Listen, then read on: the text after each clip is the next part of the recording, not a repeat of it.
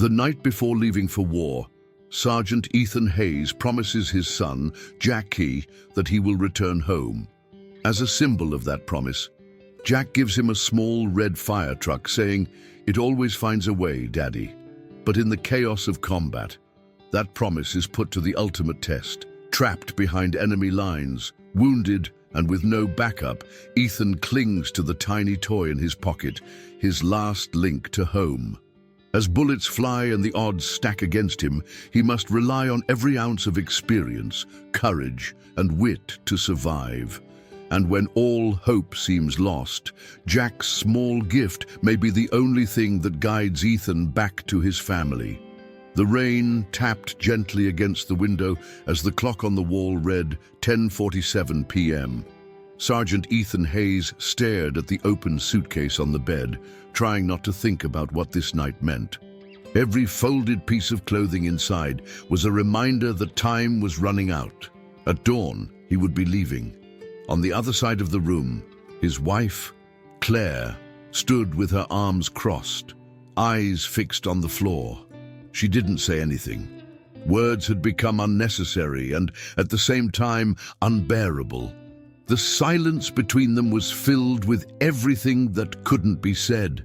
Fear, preemptive grief, the uncertainty of his return. "Do you have everything?" Her voice was weak, almost a whisper. Ethan took a deep breath and nodded. "I think so." Claire didn't respond. She just closed her eyes for a moment and left the room. Ethan knew she was going to their son's bedroom. Jack was only 5 years old, too young to understand war, but old enough to sense that something was wrong. Ethan closed the suitcase and set it on the floor. His eyes swept across the room, memorizing every detail. He knew that once he was in the combat zone, these little things would become precious memories.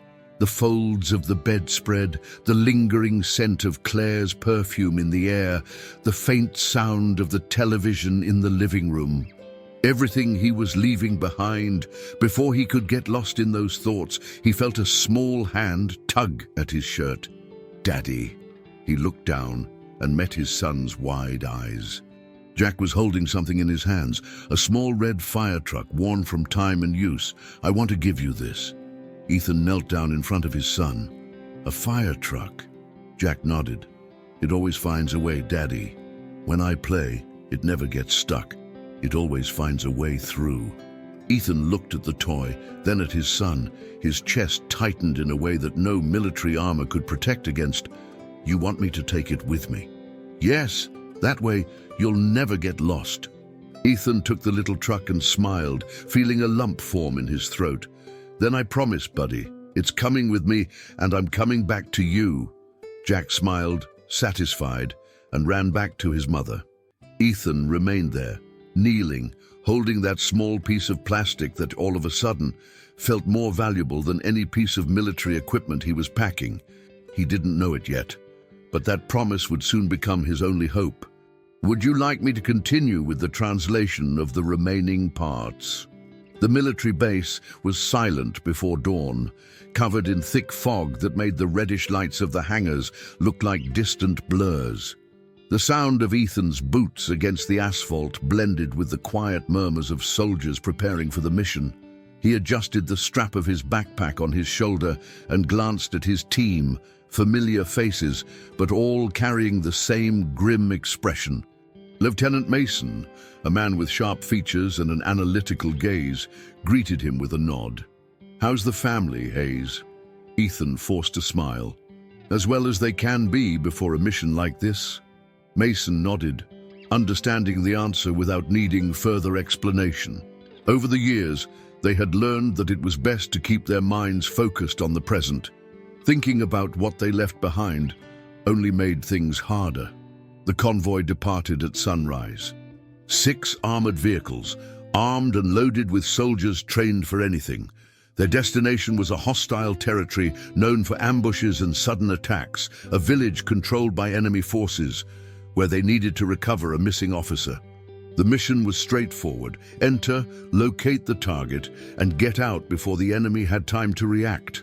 But everyone knew that, in war, nothing was ever simple. Ethan was in the third vehicle, watching the dry and desolate landscape pass by through the small side opening. The rough terrain made the armored truck shake with every kilometer traveled. He reached into his pocket and felt Jack's toy truck, a silent reminder of what was waiting for him back home. But something started to feel off. It was instinct, a tightness in his chest that he couldn't ignore. Outside, the silence was absolute. No movement in the hills, no civilians in sight, no sound of animals or even the wind blowing. It was as if the world was holding its breath. He exchanged glances with the soldier beside him, Carter, who also seemed uneasy. "You feel that?" Ethan murmured. Carter frowned.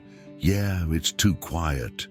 Ethan turned and tapped the driver's shoulder. "Slow down. Something's not right." The driver nodded and eased off the accelerator. But before anyone could say another word, boom! The explosion came out of nowhere, followed by a wave of heat and debris. The first vehicle in the convoy was thrown into the air, a fireball consuming everything around it. The impact sent Ethan's armored truck rocking violently, slamming everyone inside against the metal walls. "Ambush!" Someone screamed over the radio, but the gunfire had already started. The deafening sound of gunfire filled the air as soldiers scrambled out of their vehicles, trying to take cover and return fire.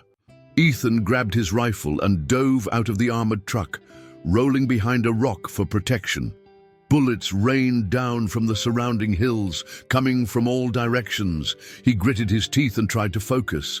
His training took over, but his mind was screaming a warning. They were surrounded, and this wasn't just an attack. It was a trap. Would you like me to continue translating the rest of the story in this exact same detailed way? The smell of gunpowder and burning oil filled the air as Ethan pressed his back against the rock, feeling the impact of bullets ricocheting just inches from his head. The dust from the explosion still lingered, making visibility a nightmare. "Hayes!" Lieutenant Mason's voice came through the radio, broken by static and shouting in the background. "They're everywhere! We have no way out." Ethan narrowed his eyes, trying to assess their options. Gunfire rained down from the rocky slopes above, a perfect position for an ambush. The enemy had the high ground, the element of surprise, and they were prepared for this battle. He peeked over the rock and saw Carter across the road, returning fire while trying to reach the second vehicle, which was partially destroyed but still offered some cover. Other soldiers tried to advance, but they were being taken down one by one. A deafening roar ripped through the sky as another explosion hit the armored truck behind them, sending debris and flames in every direction. Ethan dove to the ground, feeling the heat lick at his back. Adrenaline surged through him. They needed to get out of there. But how? His radio crackled again. "This is Alpha 2. We've lost communication with HQ. We need to retreat." Mason responded almost immediately. "Negative. If we retreat, we'll be easy targets on open ground. We need to find another route." Ethan took a deep breath and forced his brain to work. They couldn't run. They couldn't stay on the road. They needed shelter, somewhere to regroup and counterattack. Without thinking, he reached into his pocket and felt Jack's tiny fire truck. His son's voice echoed in his mind. "It always finds a way, Daddy." And that's when Ethan realized the road was a death trap, but the terrain around them was full of rocky formations and natural caves. If they could find an underground path. He crawled over to Mason, staying low to avoid the gunfire. "We need to get off the road," he shouted over the chaos. Mason's face was streaked with dirt and sweat. "To where?" Ethan pointed toward a cluster of rocks ahead, where the ground dipped into a depression. "There, if there's a tunnel or a cave, we can use it to escape." Mason hesitated for a fraction of a second before pressing his radio. "Alpha, prepare to move. We're heading off the road, 3 o'clock, toward the rocks." A fresh wave of gunfire forced both men to drop flat. They were running out of time. "Go! Go! Go!" The soldiers started moving, one by one, using the brief moments of cover they had. Some didn't make it. Others reached the rocks and took cover. Ethan grabbed Carter by the vest and pulled him when his friend stumbled. "Get up, man! Move!" The few survivors finally regrouped behind the rocky formations. The gunfire continued, but at least now they had a chance. And then Ethan saw it, a narrow opening between the stones, small, but big enough for a man to fit through. His heart pounded. They had a way out, but now they had to find out whether it led to safety or straight into another trap. "Would you like me to continue translating the next parts?" Ethan pressed his back against the rock, feeling the weight of the situation crushing his chest. The air around them was thick with gunpowder and desperation. The soldiers by his side were breathing heavily, their hands trembling slightly as they reloaded their weapons. The team had been reduced, but they were still standing. Outside, the insurgents continued their advance, gunfire ricocheting off the rocks, sending dust and small fragments raining down on them. The tunnel was their only chance. Ethan moved quickly, analyzing the narrow opening between the rocks. He ran his fingers along the rough edges, feeling the moisture inside. The hole was dark, but it stretched beyond what he could immediately see. Maybe it led to an exit. Maybe it was a dead end. Mason crouched beside him. "Are you sure about this?" His voice was filled with doubt. Ethan swallowed hard. "No, but it's better than dying out here." Mason studied his face for a moment, then looked at the men around them. Enemy fire was intensifying. Time was running out. He grabbed his radio. "Alpha, alternative entry identified. We're moving in 30 seconds. Ethan was the first to enter. The space was tight, forcing him to crawl in the first few meters, his elbows and knees scraping against the cold rock. Behind him, Carter followed, panting. "If this turns out to be a dead end, I swear I'm gonna kill you, Hayes." "If it's a dead end, you won't need to." The tunnel continued, narrow and winding. The suffocating heat of battle was left behind, replaced by the oppressive silence of the darkness. The only sounds were the soldiers' heavy breathing and the scraping of their bodies against the stone. After a few meters, the passage widened slightly, allowing them to kneel. Mason tapped Ethan's shoulder. "Think we're far enough." Before Ethan could answer, a dull explosion shook the tunnel. The shockwave vibrated through the walls, sending dust cascading from the ceiling. "They blew up our last position," Carter muttered. A chill ran down Ethan's spine. If they had been just a few seconds slower, but there was no time to think about that now. They had to keep moving. He crawled forward until the tunnel opened into a small underground chamber. In the darkness, a faint stream of fresh air hit his face. There was an exit. "Hayes!" Mason whispered. "There's something outside." Ethan squinted. Across the chamber, a faint bluish light filtered through a larger opening. He crawled to the edge and peeked through. Outside, hidden among the hills, lay an abandoned village. Small stone houses, partially destroyed, broken windows, doors left hanging open. The place was dead silent, but Ethan wasn't fooled. They weren't alone. Now, they had to decide their next move before they were discovered. "Would you like me to continue with part 5 right away?" The cool night air filled Ethan's lungs as he analyzed the abandoned village ahead. The silence was absolute, the kind that only existed in places where life had already been torn away. No lights in the houses, no movement among the ruins. But he knew, with every fiber of his combat-trained body, that they were not alone. Behind him, Mason crouched by the tunnel exit, scanning the area. "If they're out there waiting for us, we're screwed." Ethan nodded, gripping his rifle tightly. "But staying here isn't an option either. We need to cross the village and find a safe point to call for reinforcements."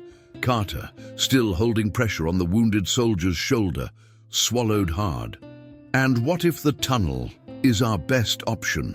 Maybe we should go deeper and see where it leads." Mason looked at Ethan, waiting for his decision. Ethan grabbed his radio and tried to contact HQ again. Static, nothing but distorted noises. They were alone. No choice.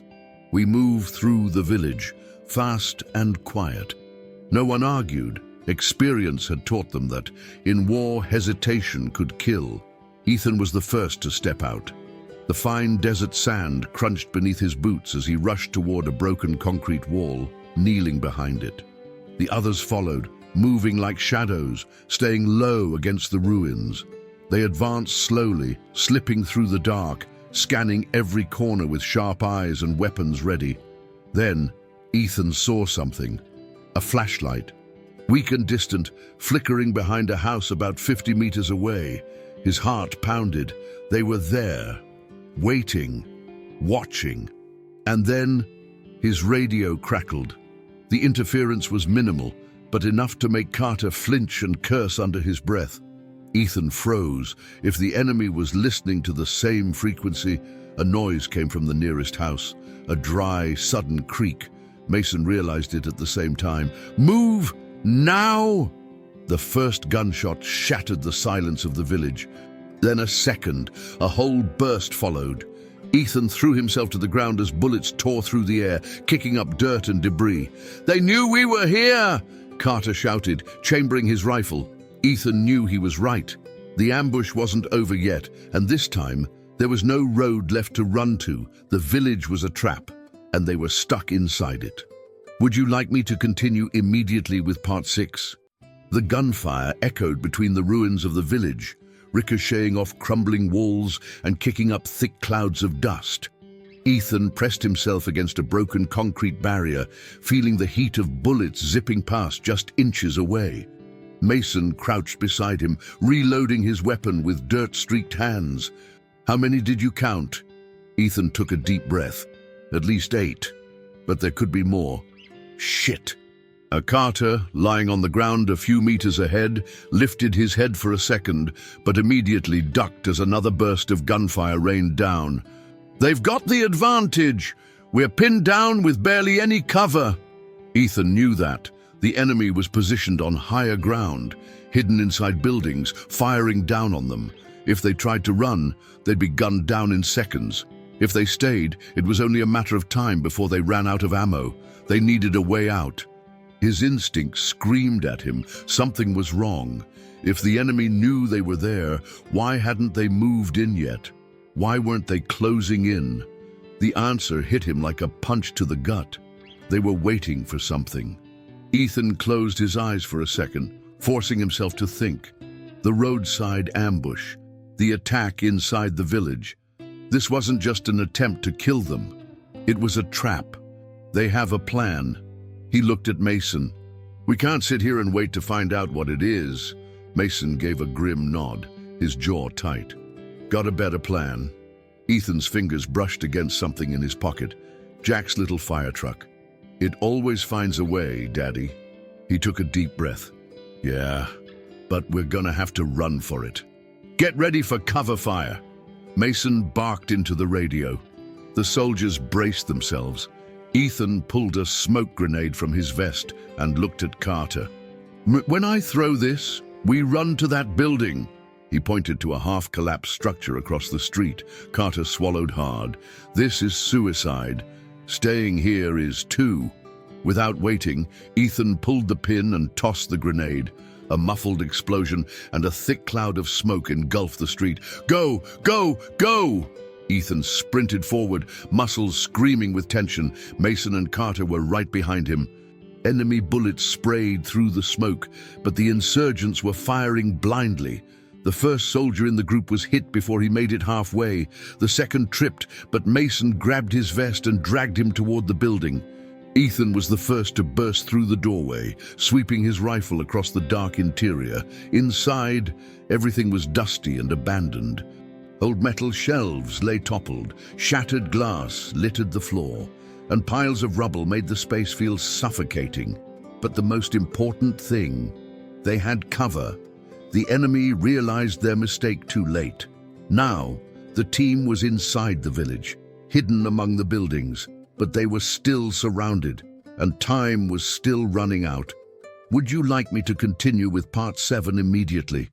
The air inside the abandoned building was thick with dust and tension. Ethan pressed his back against the wall, trying to steady his breathing as the others took positions. Outside, the insurgents were shouting commands in a language he didn't fully understand, but the aggressive tone made one thing clear. They weren't just surrounded, they were being hunted. The woman and child from the refugee group huddled in a corner, terrified. The old man, who had guided them, looked at Ethan with a mixture of fear and expectation. He knew that if the soldiers didn't make it out alive, neither would they. Mason checked his magazine, then looked at Ethan. "What's the move?" Ethan scanned the room quickly. The building was in ruins, but at the back, there was something that caught his attention, a staircase. He moved toward it cautiously, Mason right behind him. The metal structure was rusted but still standing. It led to the second floor, or what was left of it. Parts of the ceiling had collapsed, but there was still some cover. Ethan looked up and saw an opening in the crumbling wall, a direct line of sight to the enemy outside. "If we can get higher, we might be able to clear a path." Mason nodded. "All right, Carter and I will hold the ground floor. You and Rodriguez take the high ground." Rodriguez, still limping slightly, exhaled sharply. "Man, if this means more stairs, I might just let them take me." Ethan smirked. Even in the worst situations, soldiers found humor in the darkness. The steps creaked under their weight as Ethan and Rodriguez climbed. Every sound felt like it could give away their position. At the top, Ethan crawled toward the opening in the wall and peered outside. His stomach dropped. The insurgents were moving. 3 were advancing toward the building while others provided cover from a distance. But then, Ethan saw something worse. Near the village entrance, a larger group was approaching, at least 10 men. They weren't just surrounded anymore. They were about to be overrun. Rodriguez saw it too. Shit! They brought reinforcements. Ethan tightened his grip on his rifle. They had to get out of there, now. His fingers brushed against the toy truck in his pocket. It always finds a way. Then he saw it. At the far end of the building, part of the floor had collapsed, revealing a hole leading to the basement, a way down, a way out. Ethan turned to Rodriguez with a wild grin. "I think I just found our escape route. Would you like me to continue with part 8 immediately?" Ethan hurried back down the stairs, gripping his rifle tightly. Mason and Carter were still positioned near the front, watching for movement outside. The refugees were pressed against the far wall, the child clinging to his mother's arm. "We have an exit," Ethan whispered as he reached Mason. "The floor in the back has collapsed. It leads to the basement. We might be able to get out through there." Mason didn't hesitate. "Then we move." Carter reloaded his rifle, shaking his head. "Man, I swear if this basement is another dead end, then we die down there instead of up here," Ethan shot back. The team moved quickly, keeping their steps light. Outside, the insurgents were still advancing, but the village's ruined structures gave them some cover. For now, time was running out. Ethan reached the collapsed section first and knelt near the edge. The basement below was dark, the air heavy with moisture and dust. He could hear faint echoes of water dripping somewhere in the distance. It wasn't much, but it was something. "Carter, take the civilians first. Rodriguez, you go next. I'll cover the rear." Carter helped the woman and the child down, guiding them carefully. The old man followed, lowering himself with shaking hands. Rodriguez groaned as he slid in after them. Mason stayed beside Ethan, gripping his rifle as voices outside grew louder. "They know we're in here." Ethan knew he was right. They had seconds, maybe less. "Go, I'll be right behind you." Mason gave him a sharp look but didn't argue. He grabbed the edge of the hole and dropped down. Ethan took one last glance toward the front of the building. Shadows were moving closer. He grabbed the little toy truck in his pocket and clenched his jaw. It always finds a way. Then he slipped into the darkness below. The basement was narrow, lined with rotting wooden shelves and rusted metal beams. The ground was damp, but the most important thing was what Ethan saw at the far end. A tunnel. It was tight and partially collapsed, but it extended further into the ground and, more importantly, away from the village. Mason saw it too. Think it leads out? Ethan ran a hand along the walls, feeling the way the air moved. There's a draft. That means there's an opening somewhere. Carter let out a breath. Man, if we have to crawl again. Stop whining and start moving. Mason snapped. Ethan looked back one last time. Above them, faint footsteps echoed from the upper floor. The insurgents were inside. Go, Ethan ordered. The team disappeared into the tunnel, one by one, swallowed by the darkness. Ethan was the last to enter. As he moved forward, gunfire erupted above them. They had gotten out just in time, but where did this tunnel lead? And were they really escaping or walking into another trap? Would you like me to continue with part 9 immediately? The tunnel seemed endless. Each step Ethan took was accompanied by the muffled sound of boots against damp earth and the echo of hurried breathing. They were being chased. Move faster, Mason urged, his voice low but sharp. The passage was narrow, forcing them to walk in single file.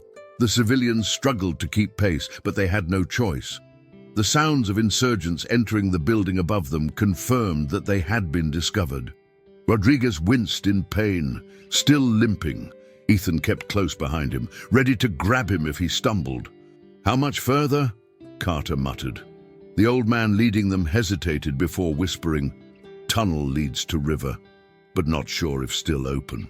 Ethan's stomach tightened. Not sure if still open. Mason turned sharply. You waited until now to tell us that. The old man raised his hands, his expression pained. Many years since last used. Maybe collapsed. Maybe not. Carter let out a strained laugh, shaking his head. I swear if this is another dead end. Ethan ignored the exchange. He was focused on something else. The air was different. He slowed slightly, stretching his fingers forward. A breeze, cool and fresh. His heart pounded. We're close. After a few more minutes, the tunnel took a sharp incline upward. The air grew clearer, the smell of damp earth mixing with something else, water. Then, Ethan saw it. At the far end of the tunnel, a faint glow of moonlight filtered through an opening. The exit. There, he whispered. The civilians quickened their pace. Rodriguez clenched his jaw, pushing through his pain. But then, a sound behind them. Footsteps. Several. Ethan froze. The insurgents were inside the tunnel. Mason heard it too. Shit. They found the entrance. Ethan turned to the old man. How far is the river from here? Just beyond exit. Carter whispered, We either run or we die here. Ethan didn't hesitate. Everyone go. The group broke into a sprint. Ethan was the last one to move, gripping his rifle tightly as the footsteps behind them grew louder. The tunnel exit was just ahead. They had to make it. Would you like me to continue with part 10 immediately? Ethan ran with everything he had. The exit was right there, but so were the insurgents behind them. The tunnel amplified every sound, the pounding of boots, the sharp echoes of gunfire, the desperate breathing of the refugees as they sprinted toward the only chance they had left. Mason reached the exit first. Without hesitating, he crouched behind a rock outside, scanning the area with his rifle. Clear! Move! The old man was the first civilian to emerge, dragging himself through the opening. The woman climbed out next, gripping the child so tightly that his tiny fingers turned white. Carter followed, then Rodriguez, his injured leg slowing him down, but sheer adrenaline pushing him forward. Ethan reached the edge and grabbed onto the rocks to pull himself out. Just as he hoisted himself up, a bullet struck the ground beside his hand, sending dust flying into his face. Go, go, go, Carter yelled. Ethan barely had time to register what was happening before Mason grabbed his vest and yanked him forward. They were out, but the fight wasn't over. The river stretched out ahead of them, black and shimmering under the moonlight. The water moved fast, currents twisting like dark veins through the landscape, and then Ethan saw it, a boat. It was old and weathered, half hidden among the reeds at the river's edge. But it floated. "That's our ride," Ethan pointed. Mason and Carter didn't wait. They sprinted toward the boat, dragging the civilians with them. Ethan turned back just in time to see the first insurgent emerge from the tunnel. They had found them. "Cover fire!" Mason roared. Gunfire erupted as Ethan, Carter, and Rodriguez fired toward the tunnel, forcing the insurgents to duck for cover. Bullets ripped through the night air, striking the ground, splintering the rocks. "Get in the boat!" The old man and the woman jumped in first. The child clung to his mother's side, terrified but silent. Rodriguez, grimacing from pain, stumbled in next, followed by Carter. Mason grabbed the boat's edge and shoved it into the water. Ethan was the last to move. He turned one last time and saw 3 insurgents breaking from the tunnel, their rifles raised. A single thought pulsed in his mind. Not today. He fired 3 shots in quick succession, hitting one of them in the chest. The second dove for cover. The third fired back, and Ethan felt something slam into his vest.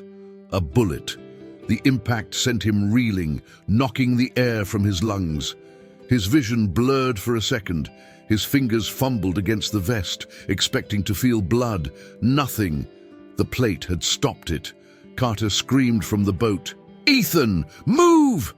Ethan gritted his teeth, pushed through the pain, and ran. He jumped into the boat just as Mason shoved it fully into the river. The current took them, and then they were drifting, away from the shore, away from the gunfire, away from death. The insurgents ran to the river's edge, still firing, but it was too late. The boat was already disappearing downstream, swallowed by the darkness. They had made it, for now. Would you like me to continue with part 11 immediately? The river carried them swiftly, the distant gunfire fading behind them. But Ethan couldn't relax. His chest ached from the impact of the bullet against his vest. If the plate hadn't stopped it, he wouldn't be breathing right now. Carter collapsed against the side of the boat, panting. "Holy shit! We actually made it!" Rodriguez groaned, still clutching his injured leg. The woman held her child tightly, murmuring something in a language Ethan didn't understand. The old man stared ahead, silent, his eyes dark with exhaustion. Mason checked his rifle, then grabbed the radio from his vest and tried once more. "Alpha 2 to command. Do you copy? We need immediate extraction. Static." Ethan clenched his jaw. If they couldn't get in touch with HQ, they were on their own. Mason adjusted the frequency and tried again. "Alpha 2, priority distress call. We have wounded. We need a pickup now." For a few painful seconds, nothing.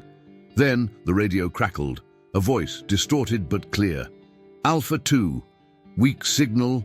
Repeat your location." Mason sat up straight.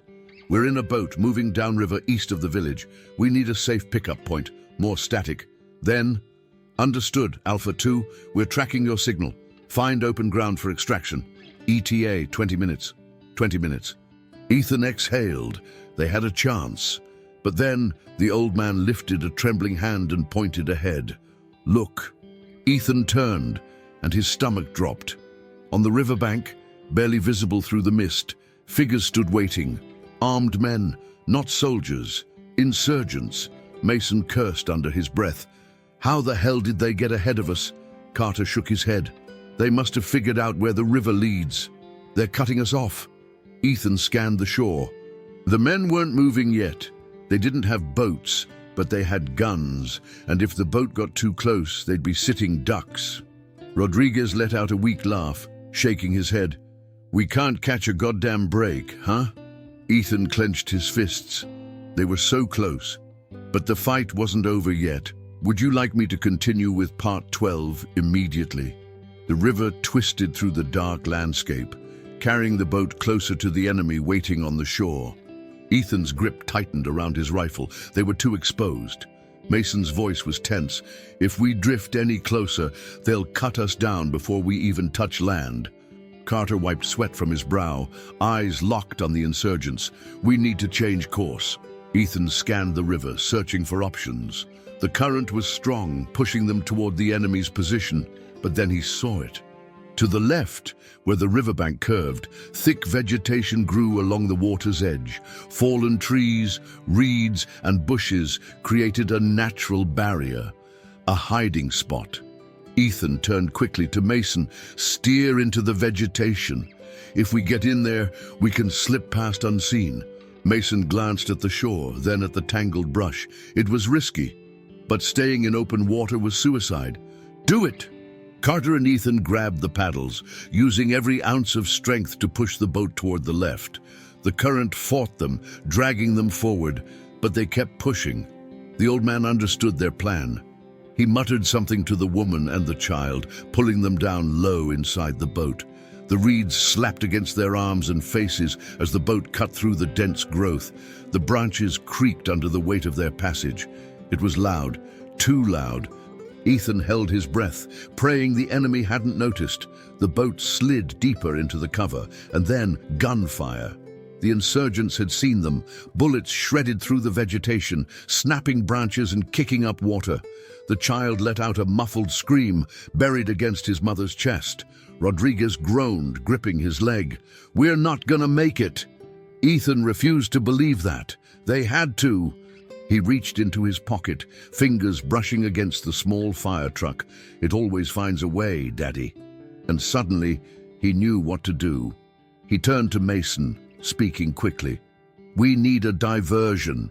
Something loud enough to pull their attention away from the boat." Carter gave him a wild look. "And what the hell do we have that's loud?" Ethan pulled a flashbang grenade from his vest. Mason's eyes widened in understanding. "That'll do it." Ethan yanked the pin with his teeth. "On my mark, full speed ahead." The insurgents fired again, their shouts growing louder. They were closing in. Ethan tossed the flashbang farther up the river, past the thickest part of the reeds. It sank beneath the water. 1 second, 2, then a blinding explosion of white light and a deafening bang. The enemy panicked. Shouts of confusion erupted on the shore. Some fired wildly in the wrong direction. Mason didn't hesitate. "Now, go!" Carter and Ethan shoved the paddles forward, forcing the boat past the last of the reeds. The explosion had given them the opening they needed. The boat shot forward, breaking free from the vegetation, and the insurgents were behind them. Ethan exhaled sharply. "We're clear." Mason grabbed the radio. "Command, we are on the river, moving fast. ETA for extraction." The response was immediate. 5 minutes, hold your position." Ethan felt his muscles tense. 5 minutes. They just had to survive 5 more minutes. But in war, 5 minutes could last a lifetime. "Would you like me to continue with part 13 immediately?" The river stretched endlessly before them, its dark surface reflecting the moonlight. 5 minutes. That was all they needed. But 5 minutes felt like an eternity when death was on your heels. Ethan gripped his rifle, scanning the shorelines as the boat cut through the water. The insurgents were no longer in sight, but that didn't mean they were safe. Mason's voice was low and tense. "Command, confirm visual on our position. We need to know you're close." The radio crackled, then a voice responded. "Alpha 2, we have you on radar. ETA 4 minutes. Hold steady." Carter let out a nervous breath. They better not be late. Rodriguez, still gripping his wounded leg, muttered, "Because we're running out of luck." Ethan kept his eyes locked on the riverbanks. Something didn't feel right. And then, a glint of metal, a gun barrel. His body reacted before his mind could process it. "Get down!" Gunfire erupted. Bullets tore through the air, striking the water, splintering the wooden edge of the boat. The insurgents had found them again. Mason and Carter returned fire, sending bursts toward the trees. Ethan fired too, his heartbeat pounding in his ears. The old man shielded the child with his body, while the woman let out a muffled scream. They weren't going to make it 4 minutes. Mason grabbed the radio. "Command, we are taking heavy fire. We need immediate extraction." The response was sharp. "ETA 2 minutes. Hold your position. 2 minutes." They had no cover, no escape. Then Ethan saw something ahead, a bend in the river. If they could make it past that curve, they'd be out of the enemy's line of sight. "Push forward! Get to the bend!" Carter and Mason leaned in, using the paddles to steer, but the river was working against them. The current was slowing. Rodriguez groaned. "Come on, come on!" Bullets slammed into the boat. It wouldn't hold much longer. Then a new sound, a deep, distant rumble. Ethan's pulse jumped. Helicopters. Mason grabbed the radio. "Command, we hear you. Get eyes on us." The radio crackled. Visual confirmed. "Stay low." Engaging enemy forces. And then the night exploded. Gunfire rained down from above as two helicopters roared over the treetops. The first unleashed a devastating barrage toward the insurgents on the shore. The second turned its spotlight onto the river, locking onto Ethan's team. A voice came through the radio. "Alpha 2, prepare for extraction. Rope drop in 30 seconds. Mason turned to Ethan. "We're getting out of here." Ethan exhaled. They had made it this far. They just had to hold on for a few more seconds. But war never ended that easily, because just as the helicopter positioned itself above them, a final shot rang out, and Ethan felt something slam into his chest. "Would you like me to continue with part 14? Immediately. The impact was like being hit by a sledgehammer. Ethan's breath caught in his throat. His body jolted backward, his rifle slipping from his grip. For a split second, everything blurred. The sounds of the helicopter, the river, the gunfire, all of it became distant, like an echo in a tunnel. He collapsed against the side of the boat, his mind screaming at him to move, to breathe, to fight. Mason's voice barely cut through the haze. "Ethan!" Carter dropped beside him, panic flashing in his eyes. "He's hit! He's hit!" Ethan forced a breath through clenched teeth. His chest burned, but there was no sharp, deep pain, no blood pooling beneath him. His fingers trembled as he reached for his vest and felt the shattered remains of his plate carrier. The armor had saved him. Again, he sucked in a breath and forced out the only words he could manage. "I'm good." Mason didn't waste time. "Get him up. We need to move now." Above them, the helicopter hovered low, its side door sliding open. Ropes dropped. The extraction team waved them forward. Rodriguez was the first up, his leg barely able to hold his weight, but sheer survival instinct drove him forward. The old man helped the woman secure the child to a harness, lifting him toward the soldiers above. Carter pulled Ethan up, half carrying him to the rope. "I got you, man." Ethan's hands found the rope, his muscles screaming as he pulled himself upward. Behind him, Mason provided cover fire, emptying his last magazine before grabbing onto his own line. The helicopters began lifting them out of the hell they had barely escaped. Below, the insurgents scattered under the storm of bullets and explosions. Their last chance at killing Ethan's team was gone. As they ascended, Ethan let his head fall back. His chest still ached, but he was breathing alive. And for the first time since stepping onto that convoy, he allowed himself to believe he was going home. "Would you like me to continue with part 15 immediately?" The rhythmic thump of the helicopter blades filled the cabin as Ethan slumped against the metal interior, his body aching from exhaustion. The cold night air rushed in through the open side door, but he barely felt it. Rodriguez was on the opposite side, his leg hastily bandaged, breathing heavily but alive. Carter sat next to him, staring at nothing, his hands still shaking. Mason reloaded his rifle out of habit, even though the fight was over. The old man sat silently, his arm around the woman and child. Their eyes were filled with something between exhaustion and disbelief. Ethan ran a trembling hand over his vest, feeling the shattered remains of the armor plate that had stopped the bullet. The second time tonight that death had come knocking, he reached into his pocket, his fingers brushing against the small fire truck. For a moment, he just held it. Mason nudged him with an exhausted smirk. "Didn't think you were the lucky type, Hayes." Ethan let out a slow breath. "Me neither." Carter leaned forward. "What's that?" He gestured to the toy truck in Ethan's hand. Ethan turned it over in his fingers before answering. My son gave it to me, said it always finds a way through. Mason studied him for a second, then let out a tired chuckle. Smart kid. Ethan smiled faintly. Yeah, Jack was a smart kid. He gripped the little truck a bit tighter. Soon, he would see him again. 2 weeks later, the house felt the same, and yet completely different.